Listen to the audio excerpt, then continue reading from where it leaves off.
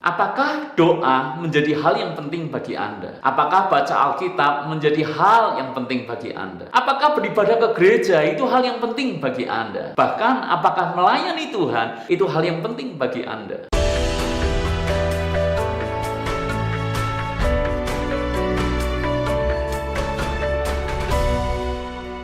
Sorry, saya sibuk. Saya tidak punya waktu. Waktu saya benar-benar sudah habis. Kata-kata seperti itulah yang kerap keluar dari mulut kita ketika kita didorong untuk memberikan lebih banyak waktu lagi kepada Tuhan. Kita tidak berdoa karena memang kita sudah tidak punya waktu lagi untuk melakukannya. Kita tidak baca Alkitab karena memang sudah tidak ada lagi waktu yang tersisa. Kalau untuk berdoa dan baca Alkitab saja kita sudah tidak pernah melakukannya, bagaimana mungkin kita didorong untuk lebih banyak beribadah dan bahkan melayani pekerjaan Tuhan? Itu lebih tidak masuk akal. Itu tidak mungkin karena waktu kita benar-benar sudah habis. Saya tahu kita ini orang sibuk. Pekerjaan telah menyita sebagian besar waktu kita. Dari pagi hingga sore, bahkan kadang larut malam, kita menghabiskan waktu untuk bekerja. Seharian bekerja, kita juga masih harus menyediakan waktu untuk keluarga. Belum lagi, kita harus melakukan ini dan itu di luar urusan pekerjaan maupun keluarga kita. Tapi apakah benar waktu kita sudah habis dan sama sekali kita sudah tidak punya waktu lagi? Bahkan hanya untuk berdoa sekalipun, kita berkata bahwa kita tidak punya waktu, tapi kita masih bisa berlama-lama di depan televisi, bukan? Bahkan kita tidak rela kalau kita kehilangan satu episode sekalipun. Kita yang hobi nonton, begitu kita tahu ada film baru, maka kita tetap saja pergi ke bioskop untuk menontonnya. Kita masih punya waktu untuk berlama-lama dengan gadget kita. Kita chatting, kita browsing, dan tentu saja stalking. Kita yang hobi makan, kita masih punya waktu untuk kita berburu tempat-tempat kuliner yang menarik. Bahkan begitu kita tahu ada tempat yang ngehits dan kekinian, seolah-olah kita wajib untuk menyambangi tempat itu. Kita masih punya waktu untuk ngobrol dengan teman kita. Kita punya komunitas ini, kita punya komunitas itu. Kita ikut arisan ini, kita ikut arisan itu. Selalu ada waktu untuk teman kita. Jadi, apakah benar kita sudah tidak punya waktu lagi? Saya sama sekali tidak meragukan kesibukan Anda. Tetapi jika Anda tidak berdoa dan Anda tidak lagi baca Alkitab dan Anda tidak lagi pergi ke gereja, bahkan Anda tidak lagi melayani Tuhan karena Anda merasa sudah tidak punya waktu lagi, saya pikir bahwa alasan itu terlalu mengada-ada. Bukan sok sibuk, tapi saya benar-benar sibuk. Saya mengelola penerbitan dan saya menghabiskan banyak waktu di sana untuk saya menulis, untuk saya mengedit, untuk saya memastikan semua penerbitan ini berjalan dengan bagus. Saya masih harus mengurus percetakan. Saya masih harus buat video ini buat Anda. Dan asal tahu saja, untuk membuat video yang durasi tidak lebih dari 10 menit, ternyata butuh waktu berjam-jam hingga video ini selesai dibuat. Belum lagi saya masih melakukan ini dan itu di luar pekerjaan saya. Saya menyediakan waktu untuk keluarga, saya menemani anak-anak saya juga sibuk pelayanan. Saya pelayanan di gereja, saya pelayanan di luar gereja, saya pelayanan di kota, saya pelayanan di luar kota. Saya sibuk. Tapi ini yang saya mau cerita kepada Anda. Meski saya sibuk, tapi saya masih bisa 2 kali seminggu saya main badminton dan sekali seminggu saya pergi keluar kota untuk riding dan touring bersama dengan teman-teman komunitas saya. Mengapa bisa demikian? Karena main bulu tangkis ataupun riding keluar kota itu hal yang penting bagi saya. Itu kesukaan saya. Karena itu sepadat-padatnya jadwal saya, sesibuk-sibuknya saya masih tetap bisa melakukan kedua hal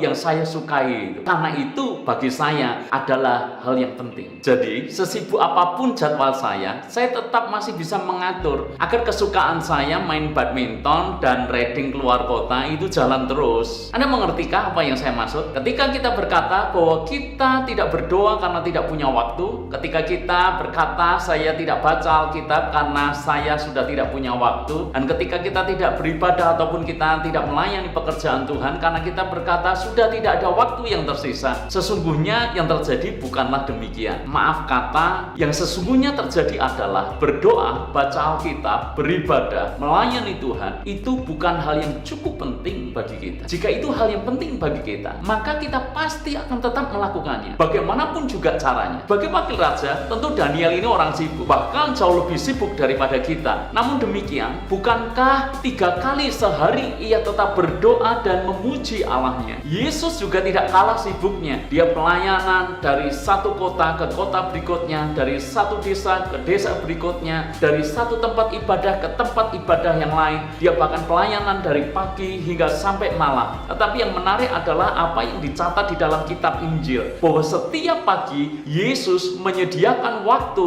untuk dia berdoa kepada Bapaknya. Mengapa dalam kesibukannya Daniel tetap bisa berdoa? Bukan karena dia kelebihan waktu, tetapi bagi Daniel berdoa itu hal yang sangat penting. Demikian juga halnya dengan Yesus. Kenapa setiap pagi dia menyediakan waktu untuk dia berdoa kepada Bapaknya? Sekali lagi, bukan karena Yesus kelebihan banyak waktu, bukan karena Yesus lebih banyak menganggur, tetapi karena Yesus menganggap bahwa berdoa itu hal yang penting bagi dia. Apakah doa menjadi hal yang penting bagi Anda? Apakah baca Alkitab menjadi hal yang penting bagi Anda? Apakah beribadah ke gereja itu hal yang penting bagi Anda? Bahkan apakah melayani Tuhan itu hal yang penting bagi Anda? Jika itu menjadi hal yang penting bagi kita, bahkan sudah menjadi kesukaan kita, maka bagaimanapun caranya kita pasti akan melakukannya. Sesibuk-sibuknya kita tetap akan melakukan apa yang kita anggap penting dan apa yang menjadi kesukaan bagi kita. Jika kita berkata bahwa kita tidak punya waktu lagi untuk berdoa, tidak punya waktu lagi untuk baca Alkitab, tidak punya waktu lagi untuk beribadah, dan tidak punya waktu lagi untuk melayani Tuhan, maka saya berkata kepada Anda, sebetulnya bukan benar-benar kita tidak punya waktu. Yang benar adalah itu tidak cukup penting bagi kita. Sesederhana itu. Terima kasih sudah menyaksikan video ini. Saya percaya bahwa Tuhan bisa memakai media apa saja untuk menyatakan isi hatinya bagi kita. Saya berharap video ini bisa menjadi inspirasi bagi Anda, sekaligus menguatkan Anda. Jika Anda ingin mendapatkan video-video kami yang berikutnya, Anda bisa subscribe channel ini.